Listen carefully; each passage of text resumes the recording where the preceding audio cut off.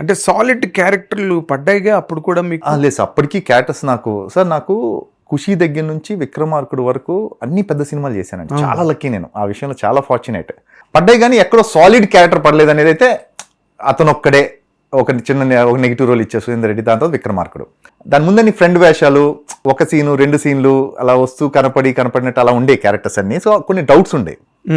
So నాకు కొంచెం విక్రమార్కుడు వచ్చిందో కాన్ఫిడెన్స్ వచ్చింది. అదే ఇంకంటే మీకు నమ్మకం కలిగిపోయింది, ఇక్కడ సర్వే అవ్వచ్చు, ఇక్కడ ఉండొచ్చు, వీఆర్ దేర్ అనిపించింది. మ్యారేజ్ అయిన తర్వాత విక్రమార్కుడు అంతే అండి, అంతే. అయితే ఆవిడ పట్టుకొచ్చింది మీకు? అంతే కదండి, 100%. సిరి సంపదలు పట్టుకొచ్చింది 100%. అంతేనా? 100% డౌటే లేదు అందులో. అంటే మ్యారేజ్ అయిన తర్వాత కొంతమందికి కలిసి వస్తున్నాం. డెఫినెట్ గా కలిసి వచ్చింది. అవునా? 100% కలిసి వచ్చింది. లవ్ మ్యారేజ్ ఇది? లవ్ మ్యారేజ్ అండి. ఓకే. నేను ఖుషి తర్వాతే నాకు పరిచయం అండి నా వైఫ్. సో అప్పటి నుంచే కలిసి వచ్చింది నా వైఫ్, నాకు ఫస్ట్ నుంచే.